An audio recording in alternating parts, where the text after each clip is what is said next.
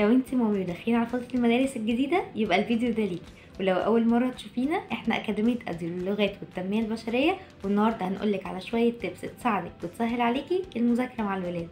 يلا بينا. خلي دايما في وقت ومكان مخصوص للمذاكرة وعودي ولادك عليه. يعني مثلا هنرجع من المدرسة نتغدى نبدأ مذاكرة على طول. لو ولادك في مراحل عمرية متقاربة خليهم دايما يذاكروا مع بعض ويتفاعلوا سوا في المذاكرة عشان ما يملوش من الوقت. وطبعا اهم المذاكره تظبيط المذاكره، او بمعنى ادق كل ما يذاكروا جزئيه اعملهم عليها اسئله، واستخدموا دايما حاجات ماديه بسيطه موجوده في البيت واربطوها بالحاجات الجديده اللي بيتعلموها الولاد. ومش هوصيكي طبعا علشان نحسن مهاراتهم في تعلم لغه جديده لازم يوميا نستخدم كلنا اللغه في تعاملاتنا معاهم، وكل يوم نتعلم حاجه جديده عن اللغه دي.